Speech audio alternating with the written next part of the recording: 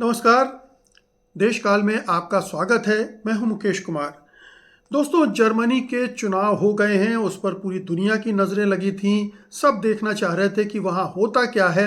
हालांकि बहुत कुछ साफ हो चुका था पहले ही कि वहां दक्षिणपंथी राजनीति अब उभार पर है और दक्षिणपंथी ताकतें जीत सकती हैं, और वही हुआ भी है।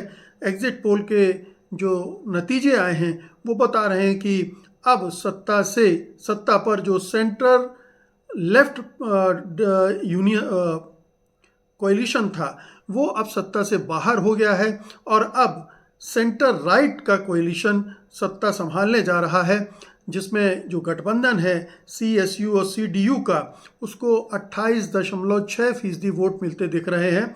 यानी लगभग 1/3 सीटें संसद की उनके पास होंगी। बहुमत तो नहीं होगा, लेकिन वो लीड करेंगी और उनको कुछ और पार्टी से सहयोग लेना पड़ेगा। देखना यह है कि जो अल्टरनेटिव फॉर जर्मनी है, जो एक दूसरी पार्टी है जो अति दक्षिणपंथी मानी जाती है, जिसको तकरीबन 20% वोट मिले हैं और वो भी उसकी चमत्कारिक सफलता मानी जा रही है, उसके भी मजबूत होने के संकेत हैं। उससे समझौता करते हैं या उसको बाहर करके बाकी दलों के साथ ये समझौता बनते हैं, क्योंकि AFP बहुत एक्सट्रीमिस्ट पार्टी है और कोई नहीं चाहता कि वो सत्ता में आए और जर्मनी की राजनीति को और समाज को दुष्प्रभावित करे, क्योंकि वो एक नस्लवादी उसका रुझान है। वो जो गोरों की सुप्रीम जो श्रेष्ठता है उसका दावा करती है, और जो बाहर से आकर बसे लोग हैं उनके खिलाफ अभियान छेड़ती रहती है। तो वो तकरीबन जो नाजीवादी हैं उनके साथ खड़ी नज़र आती है। तो अब जबकि ये कोalition सत्ता संभालने जा रहा है और उसके नेता हैं फ्रीडरिक मर्ज, ये चांसलर बन सकते हैं, बनने जा रहे हैं। एक तो ये पहलू उसको समझने की ज़रूरत है कि ये हुआ कैसे और ये क्या आगे चलकर हो सकता है। दूसरी तरफ जो मर्ज ने प्रतिक्रिया दी है वो बड़ी महत्वपूर्ण है और बहुत ही इंटरेस्टिंग भी है। जब दक्षिणपंथी पार्टियों की जीत की खबर आई तो अमेरिका के राष्ट्रपति डोनाल्ड ट्रंप ने उस पर बहुत खुशियां मनाई, और यहाँ तक कहा कि हम ये होते हुए देखना चाह रहे थे। लेकिन जो फ्रीडरिक मर्ज हैं उन्होंने ठीक उल्टी बात कही है। उन्होंने अमेरिका के लिए कहा है कि अब यूरोप को और हमको अमेरिका से स्वतंत्रता हासिल करनी होगी। यानी वो ये कह रहे हैं कि United states of America Germany और यूरोप को अपने नियंत्रण में रखा हुआ था, उससे मुक्ति पानी पड़ेगी। यही नहीं, उन्होंने ये भी कहा कि यूरोप को मुक्ति पाकर अपने पैरों पर खड़ा होना होगा, अपनी सुरक्षा के लिए पैरों पर खड़ा होना होगा, और अमेरिका जो दादागिरी दिखा रहा है उससे बचना पड़ेगा। एक तीसरी बात उन्होंने कही कि जर्मनी के चुनाव में जिस तरह से वाशिंगटन का हस्तक्षेप हुआ, जिस तरह से दखल देने की कोशिश की गई, वो भी एक खतरनाक प्रवृत्ति है, हमें उससे भी लड़ना पड़ेगा। आप जानते हैं कि एलन मस्क ने खुलेआम AFP का समर्थन किया था, उसको जिताने का आह्वान कर डाला था, अपील कर डाली थी, और उसको जर्मनी में अच्छा नहीं माना गया। वैसे भी जो जर्मनी का चरित्र है उसमें अमेरिकनाइजेशन की मुखालफत है। वो अमेरिकी दबाव, अमेरिकी वर्चस्व और अमेरिकी प्रभाव को नकारते हैं, उसे पसंद नहीं करते हैं। तो मर्ज जो है वो यही कर रहे थे कि जो अमेरिका के खिलाफ एक भावना है उसी को सहला रहे थे, और अमेरिका को ये मैसेज भी दे रहे थे, डोनाल्ड ट्रंप को भी मैसेज दे रहे थे कि वो जो हर रोज़ धमकाने की कोशिश करते हैं जर्मनी को भी और यूरोप को भी कि वो टैरिफ, रेसिप्रोकल टैरिफ लगाएंगे और तमाम तरह के उसके जो नतीजे होंगे वो उसको भुगतना पड़ेगा अगर वो नहीं माना तो ये एक टकराव यूरोप और अमेरिका के बीच शुरू हुआ है। उसमें जर्मनी में इस तरह की लीडरशिप का आना एक बहुत बड़ा, मैं समझता हूँ कि मोड़ है, और ये पूरे यूरोप को, मर्ज ने यह भी कहा है कि अब पूरे यूरोप को एकजुट होना पड़ेगा। अमेरिका के खिलाफ, अपने हितों की रक्षा के लिए, अपनी एकता के लिए, अपनी सुरक्षा के लिए। यानी वो यूरोप को अब अमेरिका के प्रभाव से बाहर निकालने की बात कर रहे हैं, अपने पैरों पर खड़ा करने की बात कर रहे हैं, और ये कह रहे हैं कि स्टेप बाय स्टेप हमें उस दिशा में आगे बढ़ना पड़ेगा। तो ये दो चीज़ें हैं, एक तरफ जर्मनी में दक्षिणपंथी ताकतों का उभार हुआ है, वो सत्ता पर काबिज हो रही हैं। ये एक कोई बहुत अच्छा संकेत नहीं माना जा रहा है, क्योंकि पूरे यूरोप में, इटली में, हंगरी में, ब्रिटेन में हालांकि लेबर पार्टी का शासन है, लेकिन वहाँ भी जो दक्षिणपंथी ताकतें हैं, पिछले चुनाव में उन्होंने अच्छे खासे वोट अर्जित किए थे। तो पूरे यूरोप में ये जो दक्षिण पंथ की लहर आई है, उससे एक चिंता है, एक घबराहट है। ये भी माना जा रहा है कि जर्मनी में जिस तरह से दक्षिण पंथ का उभार हुआ है, कहीं वो 100 साल पहले वाले जर्मनी की तरफ तो नहीं चला जाएगा, जिसमें हिटलर का उदय हुआ था और फिर एक नाजीवादी शासन व्यवस्था कायम हुई थी, जिसमें लाखों यहूदियों को मार डाला गया था। बहुत सारे जो वामपंथी थे, उदारवादी थे, उनकी हत्याएं की गई थी। तो कहीं ये वापस उस युग में तो नहीं चला जाएगा। तो ये एक चुनौती भी है जर्मनी के सामने कि वो उससे कैसे बचता है।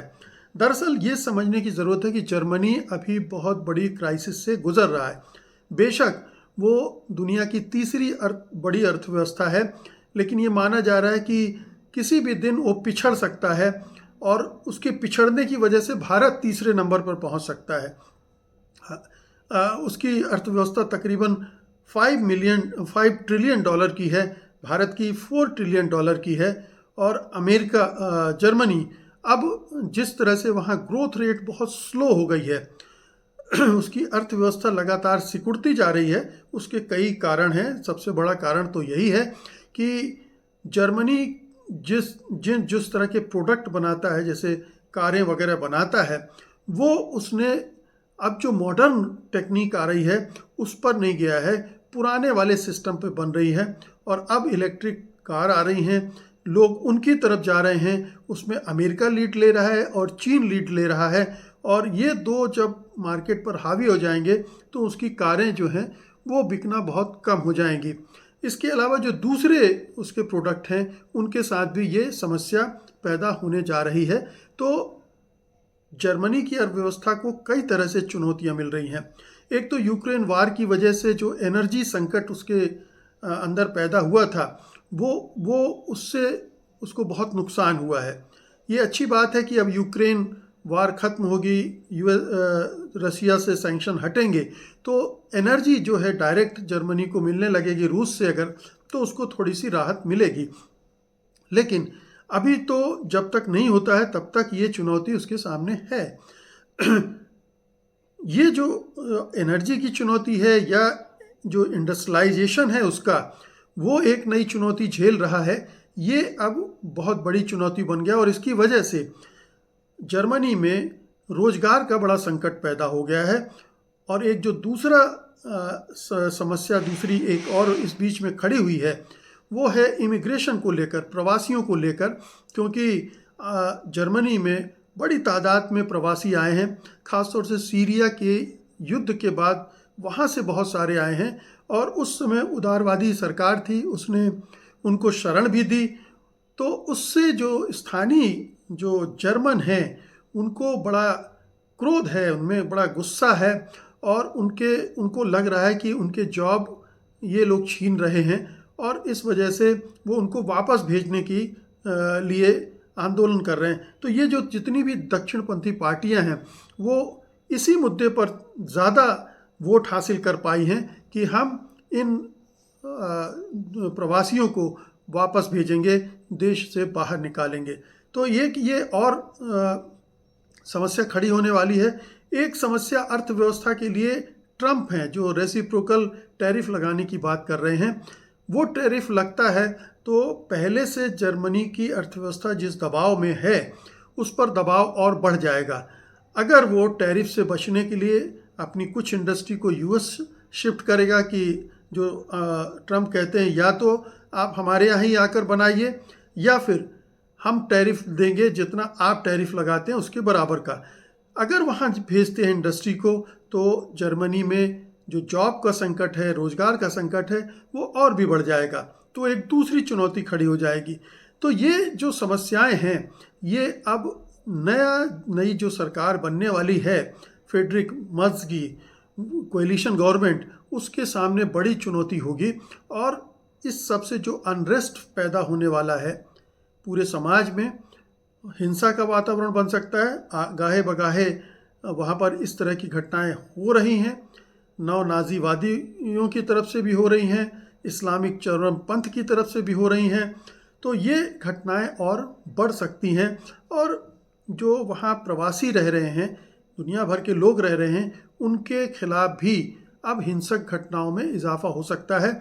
बहुत सारे जो भारतीय हैं वो ये इस बात को रेखांकित कर रहे हैं कि अब वो अपने आप को इनसिक्योर महसूस कर रहे हैं इस सरकार के आने के बाद, क्योंकि इनका रवैया जो प्रवासियों के खिलाफ अभियान छेड़ते हैं उनके प्रति नरम है। इसको इस तरह से समझ लीजिए कि जैसे मोदी सरकार के राज में जो गोरक्षा के नाम पर गुंडागर्दी करते हैं उनको संरक्षण मिलता है, ऐसे ही उनको भी वहाँ जो प्रवासियों के खिलाफ अभियान छेड़ते हैं उनको संरक्षण मिल सकता है और वो हिंसा को बढ़ावा दे सकता है। तो ये सारी परिस्थितियाँ बन रही हैं जर्मनी में। एक दूसरा जो इसका पहलू है वो ये है कि जर्मनी, जो कि यूरोप का सबसे बड़ा और ताकतवर मुल्क है, अगर वहाँ दक्षिणपंथी ताकतें आ गई हैं, इटली में, हंगरी में हैं ही, और भी कुछ देशों में उस तरह की सरकारें आती जा रही हैं, अगर पूरे यूरोप में ये माहौल बनता है दक्षिणपंथ का, तो क्या होगा? अगर पूरे यूरोप में ही प्रवासियों के खिलाफ एक माहौल तो बना ही हुआ है, अगर वो माहौल और गर्मी पकड़ता है और हिंसक होता है, तब क्या होगा? तब क्या 100 साल पहले जो बात कही जा रही है हिटलर के ज़माने की, उस समय में जर्मनी के लौटने की, तो क्या पूरा यूरोप भी उसी तरह से उस युग में लौटने जा रहा है? और अगर ऐसा होता है तो फिर क्या होगा? ये एक बहुत बड़ी चुनौती पूरे यूरोप के सामने है। और ये केवल यूरोप की चुनौती नहीं है, दरअसल दुनिया भर की चुनौती है। अगर यूरोप में इस तरह के परिवर्तन होंगे तो पूरी दुनिया में भी उसका असर पड़ेगा। हम जानते हैं कि ट्रंप के आने के बाद अमेरिका में किस तरह से जो इमिग्रेंट्स हैं उनके खिलाफ माहौल बनाया जा रहा है, बन रहा है। उसमें एलोन मस्क भी शामिल हैं, ट्रंप भी शामिल हैं। उसकी वजह से माहौल बन रहा है, इधर यूरोप में बनने लगेगा। और इसकी देखा देखी अगर एशिया में भी ये अभियान शुरू हो गया, हम जानते हैं कि हिंदुस्तान में भी बांग्लादेशियों, रोहिंग्या मुसलमानों को लेकर लगातार बयानबाजी चलती रहती है, और वो भी अगर गर्माता है, दूसरे देशों में भी इसी तरह की प्रवृत्ति बढ़ती है। तो ये एक पूरा पैन कहना चाहिए वर्ल्ड, पूरे इंटरनेशनल लेवल पर ये चीज़ें होने लगेगी, और इससे एक घृणा से दूसरी घृणा को बढ़ावा मिलता है, और इस तरह से घृणा मल्टीप्लाई होती जाती है। फिर एक देश में हिंसा होती है, दूसरे देश में उसकी जवाबी हिंसा होती है, और इस तरह से हिंसा बढ़ते बढ़ते युद्ध का रूप ले लेती है। तो ये यूरोप के लिए एक बहुत बड़ी चुनौती का समय है कि वो इस परिस्थिति से अपने आप को कैसे निकालता है, कैसे बचाता है। और जो नई चुनौतियां आई हैं, जैसे पूरी यूरोप की अर्थव्यवस्था मंदी की तरफ जा रही है, मंदी का शिकार हो चुकी है, उसको वहाँ से कैसे निकाला जाए, कैसे यूरोप में स्थिरता पैदा की जाए और अमेरिका पर जो निर्भरता है उसको कम किया जाए। और जो सुरक्षा का मामला है, जैसे नाटो की बात हो रही है, ये जर्मनी के भावी चांसलर साफ साफ कह रहे हैं कि अब नाटो बेमानी हो गया है, नाटो को भूल जाना चाहिए और यूरोप को अपनी सुरक्षा का नया इंतज़ाम करना पड़ेगा। तो ये एक नई पहल है यूरोप को अपनी सुरक्षा के लिहाज से। बल्कि हो सकता है कि ये पहल अब आगे जाए और रूस के साथ भी बातचीत हो सुरक्षा के मसले पर, क्योंकि सुरक्षा पर इतना बड़ा खर्च करना यूरोपियन यूनियन के लिए, यूरोप के लिए कोई आसान बात नहीं होगी। वो ख़ासतौर पर तब जबकि उनकी अर्थव्यवस्था बहुत बुरे दौर से गुजर रही हो।